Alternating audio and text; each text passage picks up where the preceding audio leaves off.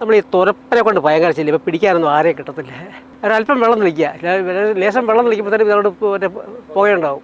ആ പുക ശ്വസിക്കാൻ പറ്റാതെ അവരോട് മറ്റേ ഒന്നെങ്കിൽ ചിലപ്പം പുക മടയിൽ കിടന്ന് പോഞ്ഞ് ചത്തെന്ന് വരാം, അല്ലെങ്കിൽ ചിലപ്പോൾ മരിവൻ ചാടിപ്പോയെന്ന് വരാം. പക്ഷെ എന്നാലും കുഞ്ഞുങ്ങളെടുക്കാൻ ചത്തുപോകും.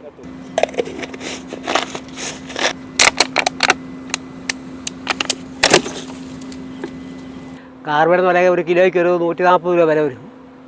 അപ്പോൾ അതിൽ നിന്നൊക്കെ ഒരു 10-20 പീസ് കിട്ടുകയും ചെയ്യും. ഇതാണ് കംബോഡിയൻ കപ്പ. ഇത് കൊണ്ട് ഷുഗർ ഫ്രീ എന്ന ആൾക്കാർ അവകാശപ്പെടുന്നത്. അതൊക്കെ ചുമ്മാ അവർ ഓരോരുത്തരും വിൽക്കാൻ വേണ്ടി, കിഴങ്ങ് വിൽക്കാൻ വേണ്ടി ഓരോ അഭ്യാസം. കിഴങ്ങ് വിൽക്കാനും തണ്ട് വിൽക്കാനും.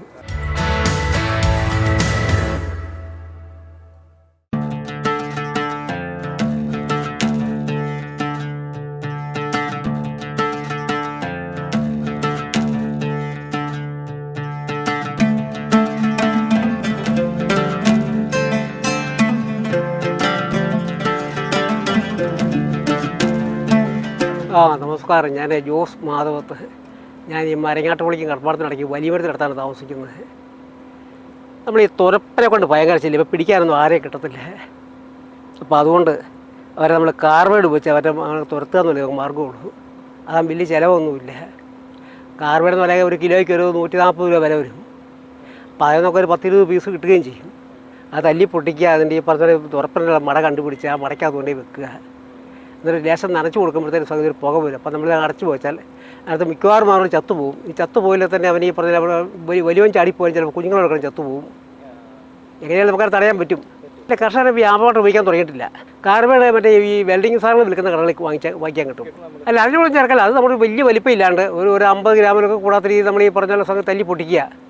ചില തല്ലി പൊട്ടിക്കാൻ ബുദ്ധിമുട്ടാണ്. വലിയ ഭയങ്കര കടുപ്പം. മെറ്റൽ അടിച്ച് പൊട്ടിക്കുന്നതല്ല, കരികല്ല് അടിച്ച് പൊട്ടിക്കുന്നതല്ല. അല്ല, നമ്മളിതല്ലെങ്കിൽ ലേശം വെള്ളം തെളിക്കുമ്പം സംഗതി ഇത് പുകയുണ്ടാവും. ആ പുക ശ്വസിക്കാൻ പറ്റാതെ അവരോട് മറ്റേ ഒന്നെങ്കിൽ ചിലപ്പം പുക മടയിൽ കിടന്ന് പോഞ്ഞ് ചത്തെന്ന് വരാം, അല്ലെങ്കിൽ ചിലപ്പോൾ മരിവൻ ചാടിപ്പോയെന്ന് വരാം. പക്ഷെ എന്നാലും കുഞ്ഞുങ്ങളെടുക്കാൻ ചത്തുപോകും. അല്ല, ചില പറ്റിയാവും ചിലപ്പോൾ മട അടച്ചിട്ട് പുറത്ത് ചാടിപ്പോവും.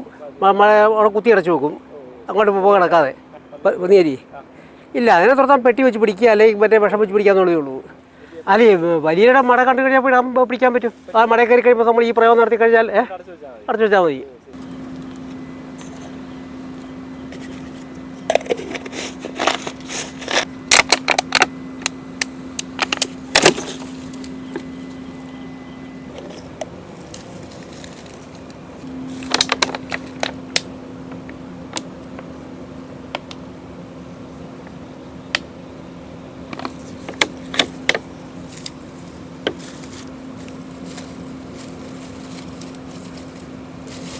ഇത് ചാലക്കുടി കപ്പ എന്നാണ് അറിയപ്പെടുന്നത്.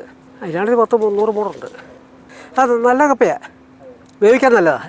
അത് പെട്ടെന്ന് വേവും, പച്ചയ്ക്ക് തിന്നാൻ നല്ലതാണ്. ഇതാണ് കംബോഡിയൻ കപ്പ.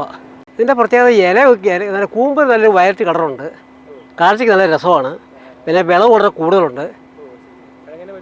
അതിന് കിഴക്കിന് നല്ല വലിപ്പമുണ്ട്. അത് പക്ഷേ ഒരു ദോഷമാണ്, മരം മുട്ടി കൂടുതലാണ്. പിന്നെ ഒരു തമാശയ്ക്ക് കൃഷി ചെയ്യാവുന്നതല്ലാണ്ട് വേറെ ഇവിടെ 2-4 കൂടെ ഉള്ളു. അത് കൂടുതൽ ഇട്ടിട്ടില്ല. ഇല്ല, വിളവെടുത്തില്ല. പിന്നെ മറ്റേ ഇതിങ്ങനെ കഴിച്ചാൽ മറ്റേ മരത്തിന് കമ്പ് കിടപ്പുണ്ട്, ഒടിഞ്ഞു പിറന്നു പോയതാണ്. അപ്പോൾ അത് മാത്രമേ പറിച്ചെടുത്തു. ഇതെനിക്ക് തൃശ്ശൂർ ഭാഗത്ത് കിട്ടിയതാണ്. ഉണ്ടോ അതിൻ്റെ തണ്ടരീച്ച കട്ടി കൂടുതലുണ്ട്. ഇത് കണ്ടോ ഷുഗർ ഫ്രീ എന്ന ആൾക്കാർ അവകാശപ്പെടുന്നത്. ഷുഗർ ഫ്രീ കപ്പ അതൊന്നും വാസമായിരിക്കില്ല. അതൊക്കെ ചുമ്മാ അവർ ഓരോരുത്തരും വിൽക്കാൻ വേണ്ടി, കിഴങ്ങ് വിൽക്കാൻ വേണ്ടി ഓരോ അഭ്യാസം. കിഴങ്ങ് വിൽക്കാനും തണ്ട് വിൽക്കാനും. ഒന്നല്ല, വേറെ 3-4 കൂടെ ഉണ്ട് ഇവിടെ. പിന്നെ ഇത് പിന്നെ ഷുഗർ ഫ്രീ വേറെ കളർ മാറിയത്. അതെ, ഇലയ്ക്ക് മാത്രമേ വ്യത്യാസമുള്ളൂ. ഇതെല്ലാവരും തമാശയ്ക്ക്